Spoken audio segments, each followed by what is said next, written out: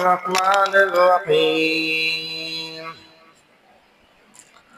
ألا لله الدين الخالص وقال الله تبارك وتعالى وما أمروا إلا ليعبدوا الله مخلصين له الدين وقال رسول الله صلى الله عليه وسلم طوبى للمخلصين أولئك مصابيح الضجى تتجلى عنهم كل فتنة ظلماء أو كما قال صلى الله عليه وسلم إن الله وملائكته يصلون على النبي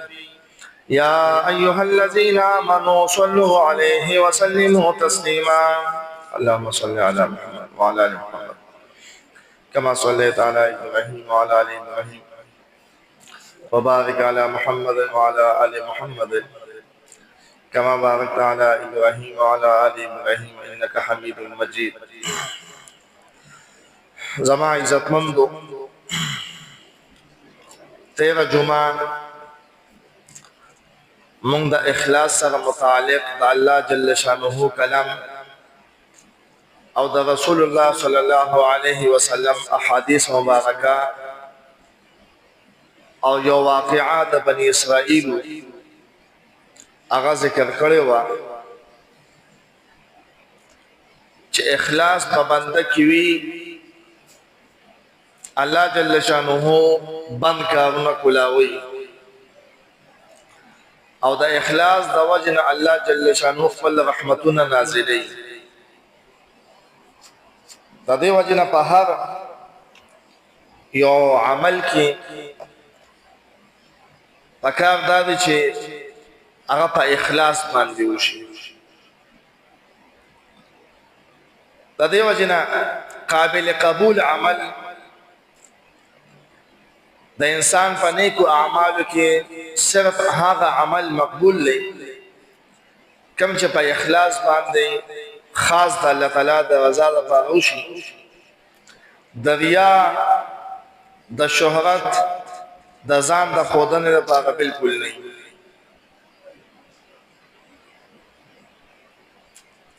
الله جل شانه سورة بینہ کے فرمائی چې وما امروا الا ليعبدوا الله مخلصين له الدين او دوی ته صرف حکم د دې شو چې دوی دې د الله تعالی عبادت کوي او مخلصين له الدين خالص کوونکي د هغه لپاره بندګي یعنی دین هم خالص د هغه منی او په اخلاص دې عبادت هم کوي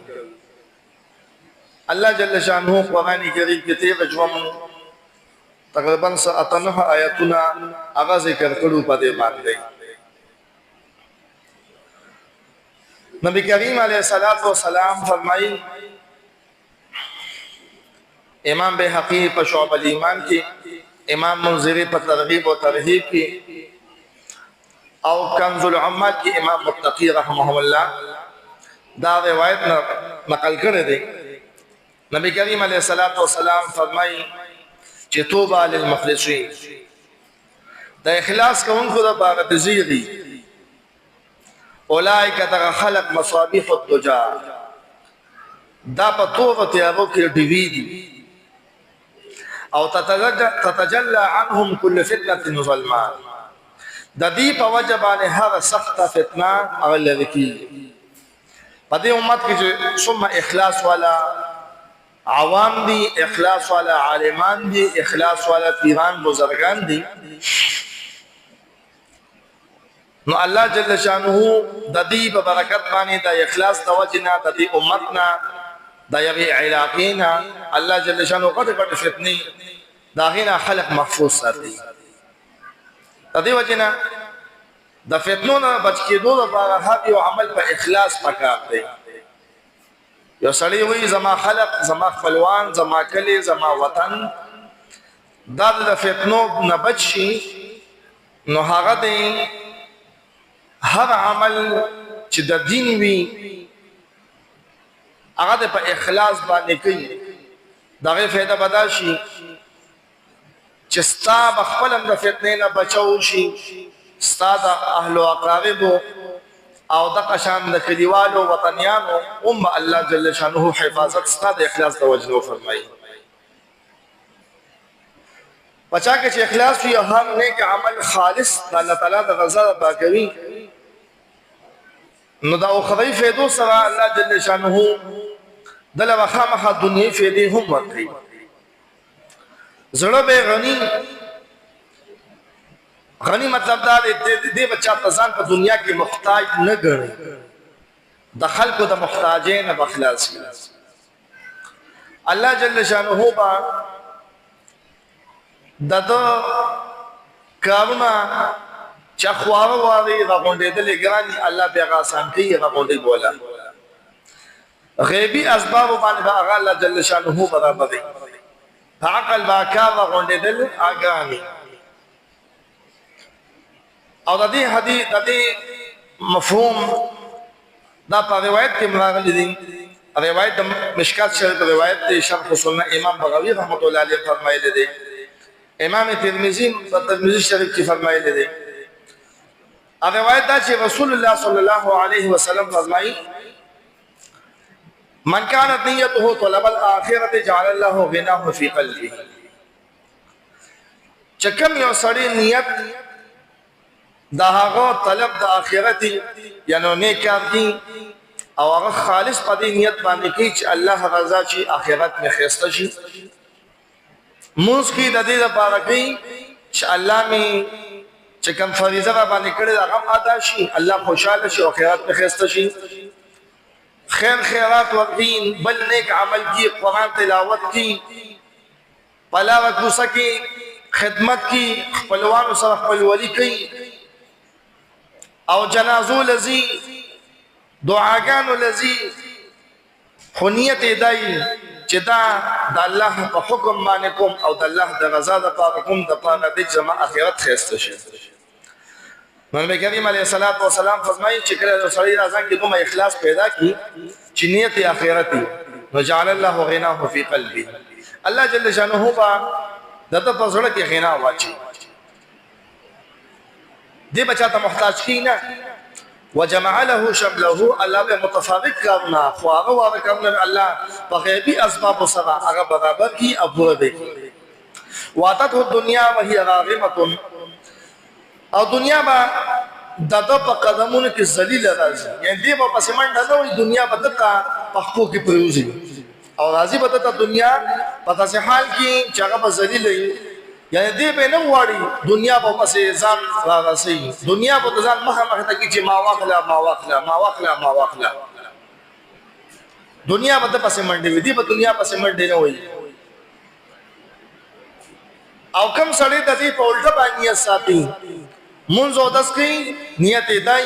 چې روزګار په خوشي خلک راته خسړي وي چې دې په علم ځنه دې موږ گزار دې نیک عمل او صالح دې قرآن کریم تلاوت کوي د دې باره کوي چې خلک راته خسړي وي مولاتوب کوي د دې باره کوي چې خلک راته مولا صاحب وي عالم صاحب راته وي مفتی صاحب راته وي شیخ صاحب راته وي بزرګي جامع پسان راچول دي د بزرګي کردار ادا کوي د دې لپاره کې چې په بزرګانو کې یاد شمه د بزرګانو ګمان را باندې خلک دي پاګټاله کې بشمار کې عزت می سیوا شي او د قشان ته کم نه د خلکو نه د خلکو ورکړه راسم شي د قشان زکات ورکی د پاتې چې ما ته خلک خسړي وي شپه ورځ می خلک تابعداري او خلک چې کم نه زما خدمت ته ودرېږي او څوک باندې کوسه جاتو دي څوک باندې وجره جاتو دي د قشان نو په لار کوسه کې خلکو سره په وخت پسینه لاس خلکو ته جتا بيدار او جتا بيدار اچھا تو تابعدار خو نیت دا نه چې کوم حقيقي نیت پکات نیت چې کوم نه هغه یا منافقانه دي او یا چې کوم نه د دنیا د شهرت لپاره د دنیا سره مرتبه لپاره نه خیر خیرات کی لپاره دي چې زه خسړې کوم یا چې کوم نه نو نیت فاسدی لکه زموږ په زمانه کې دسیا ځان نه خسړې جوړ کې دی په جوړ کې چې 15 کال او 3 کال او 2 کال پس ورتون ته خلک په لوټونه راګي نو د ورتونو وکول نه پړو منی چې کوم نه شخصیت جوړول پکاري نو د شخصیت جوړول د پدې خیر خیراتونه او دعاګان راتلو لاس نیول راتلو او چا سلام کلام کول په دوه لاس او جوړول په لاره دوسه کې په ګاډي کې لاغو زمون یا ته تفکوزيږي او سلامونه وسکی بابا کان سره غاړه ملاوي لکه زموږ د سیاسي خلک څنګه کوي نو دغه چون کې نیت فاسد دی نو الله نبی کریم علیه الصلاۃ والسلام فرمایي چې کوم سره نیت د دنیا جعل الله الفقر بین عینیه الله به دا غریبی دا فقیری دا به د سترګو په منځ کې کی د سترګو په منځ کې مطلب دا دی چې خلق ته بده محتاج یا هر ټیم به خلق د سترګې چینی نیولې د چار بجې ته ګوري چا په لاس ته ګوري وشتت عليه امره او کارونه مې الله په خواږه واغږي یو کار کیږي پلاو ګنټه کې هغه په یو هفته کې کیږي یو هفته کې کیږي په میاشت کې کیږي نو کارونه به راغونډيږي نه او بل ذلت پیدای بل نقصان بداغي دی چې ولا یاتيه منها الا ما كتب له دنیا په راضي مگر دیو دنیا پسې منډي وي خو حاصلې کې به کومه شومه چې په تقدیر کې ذکر دي سوا تل شي حاصلې دي د دې وجنه هر یو کار په اخلاص پکار دی اوس یو سړی تاسو مخلص اوسېږي او دې اوسېږي کو نو اوسېږي تاسو په اخلاص باندې وخت دی نو چې کله تاسو په اخلاص باندې وخت دی نو هغه فائدہ بتایي چې الله پاک بتاتا هغه روان کارونه سمي دنیا په خيستي او محتاجی به تني الله پاک په دې فائدې درکړي زمون په امت کې چې کوم خلق اخلاص کړي دي الله جل شانه هغه په اخلاص دومره خوشاله شوی دی چې په دنیا کې غیبانه اوازونه او تشوي دي زیری ولا ورکړي شوی دي چې ته جنتی دغه یو واقعه ده قاضي طيب رحمت الله علیه خطبات حکیم الاسلام کې لیکل د امام ابو داود رحمت الله علیه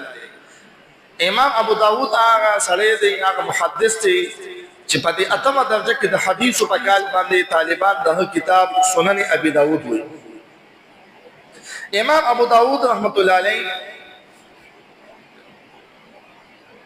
د سمندر په غاړه باندې ولاړو او داس یو پاولان کې پاکشته کې یو سړی اپرنجیو کو تروشي جو ته مونږ او هغه تروشي چې کوم نه هغه کول سره الحمدلله وې نو مسله دا چې مسلمان الحمدلله د تروشي وې الحمدلله وې نو بل مسلمان باندې دا لازم دي چې دی به يرحمک الله جواب ورکړي يرحمك الله وتوي او بعض روایتو کې راغلي دي چې يرحمك الله په جواب کې ودا توشي ولا بیا جواب ورکړي چې يهديكم الله ويصلح بالكم نو دا روایت کې راغلي دي نو د چې هغه سړی आवाज دومره تیز چې په یو پاغلان کې کشته کې سړی سورو دومره په تیز باندې وي چې امام ابو داود د سمندر په غاړه باندې ولاړ دي او الحمدلله هغه وغیدو چې وایغیدو نو دوی چې له جواب ورکول وړي زمانه لري دي ځان چې دا جواب ووري نو ګوره تاسو چې له کو په درې درهم باندې کشته ځل وکړه لکه زموږ په زمانه کې پټامو اولګل مسله ځل چینچیو راشکو کی ځل په پیسو باندې او اصلي پس منډه لاړ شي د قشن غزل سمندر کشته وکړه وشابه د غټه کشته پسې مې را سوا د سړي په جواب الحمدلله ورقوما چې الله رضا شي نو شاګه درې دغه وخت کشته وکړه کشته پسې روانه شو غټه کشته لا لانچ لا خواله ورسېدل هغه سړي ته ځوان زی شو وتوي يرحمك الله الله جل شانو باغی باندې دم خوشاله شو د په عمل باندې حالانکه پته باندې لازم نو چې دو هغه ته وورول وي خواله ولا تلی وي خو بیا چون کې اخلاص وکړي او دا جواب به د ثواب ذریعہ ګڼل او ثواب ګټل ګڼل نو دا جواب د پاره چې کوم نه اخواله ځان رسولو نو په اخلاص باندې نو غیبانه आवाज ور پکشته کې وشو چې ابو داوود ډیر په اخلاص دا عمل کو ستاد پاره د ځان د فضلې درهم باندې جنت واغستو فضلې درهم د ځان جنت واغستو نو دا ولي دا علماء لیکلي دي چې دا ځکه چې دا عمل په اخلاص باندې وکړي او کوم عمل چې بنده په اخلاص باندې وکړي نو الله جل شانه بیا د انعامات او موږي اعزاز او موږي د خپل زمانه لوی محدث تیر شوی دی د قیامت په وخت به د نوم ژوندۍ اتمه درجه کې څوک سبق وي هغه د کتاب خامخا وي او دعاګانې وته کوي دا ولي مخلص نو اخلاص باندې هر کار خپل پکار دی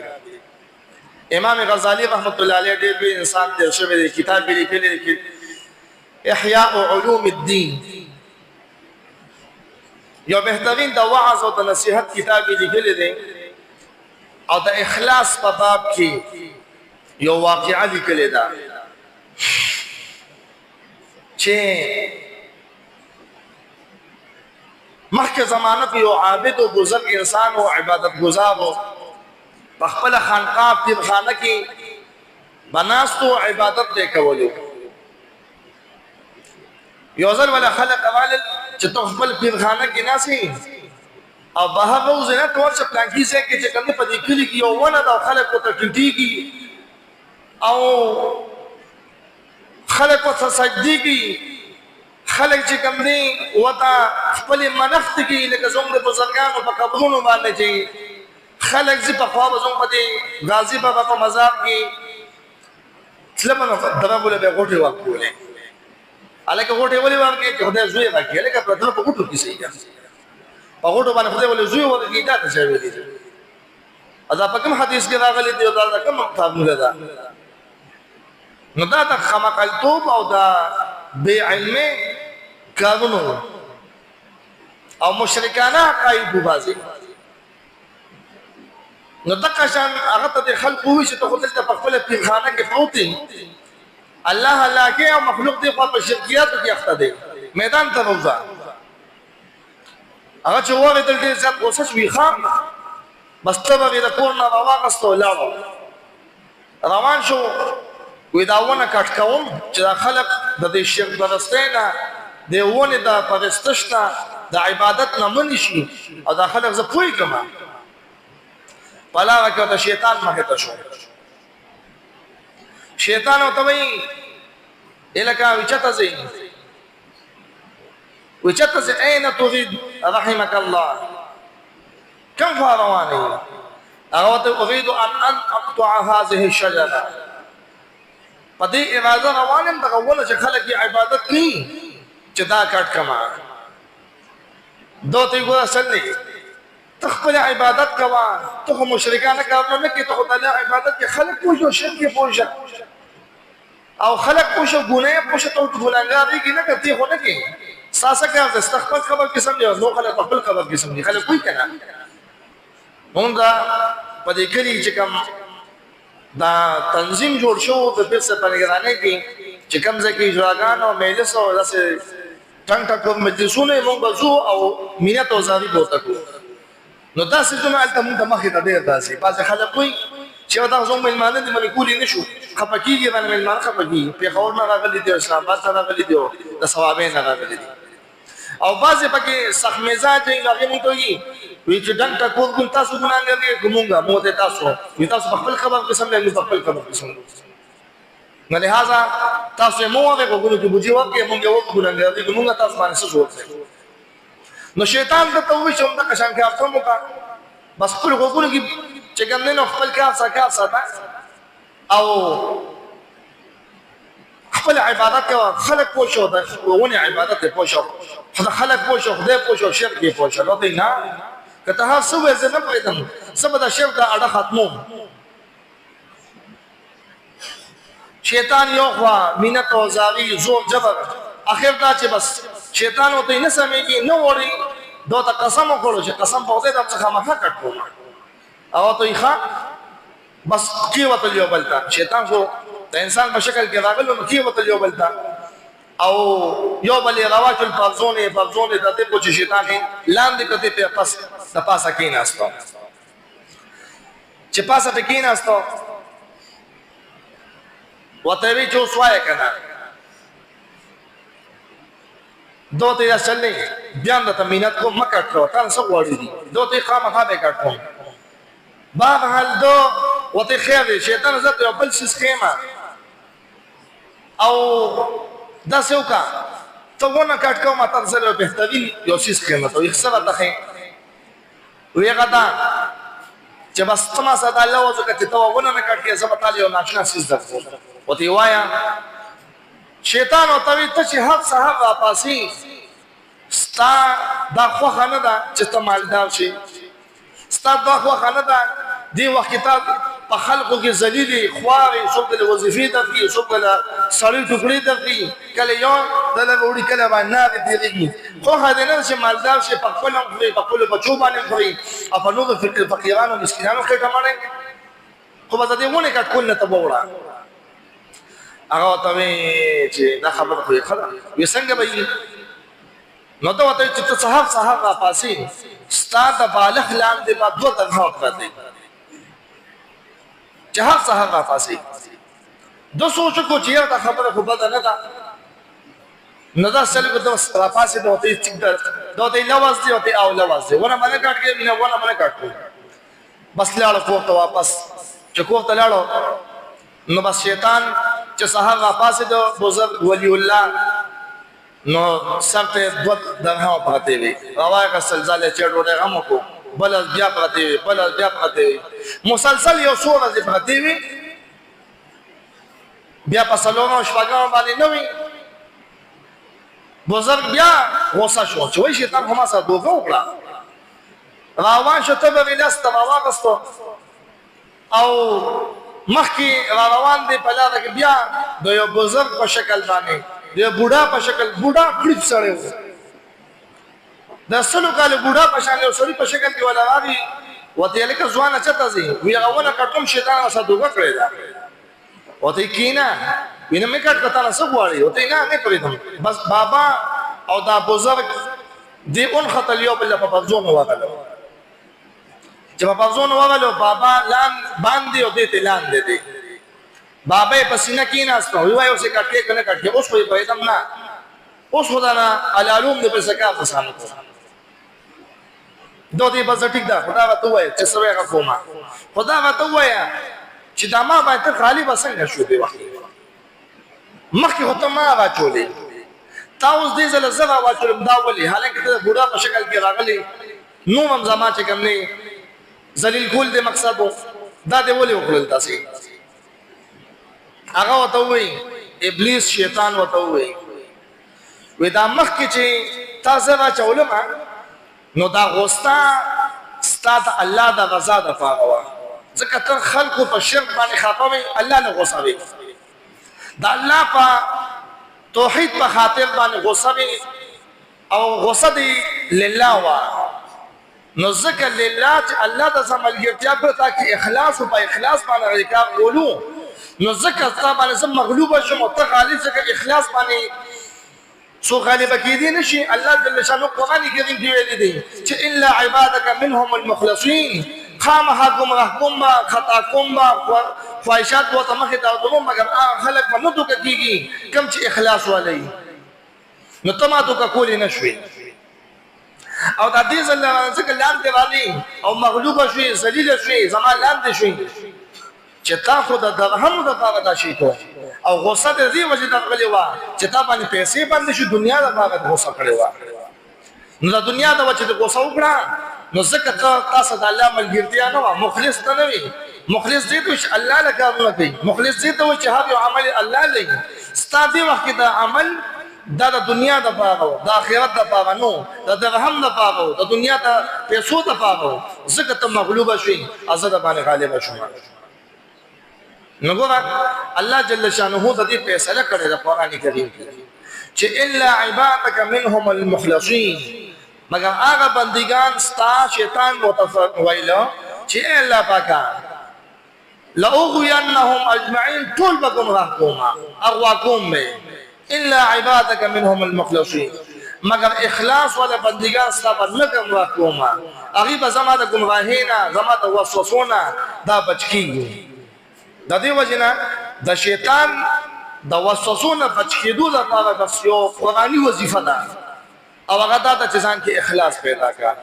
نو الله جل شانه موږ کې اخلاص پیدا کړي هر عمل چې څومره اعمال موږ د دین کو الٰه العالمین اعظم په اخلاص باندې کړي الله جل شانه د زړه ظلم نه ریا او د شان چې کوم دی خودنه او د دنیا د لپاره دا سيزونه الله جل شانه څنګه د سنو او بس واخر دعوانا ان الحمد لله رب العالمين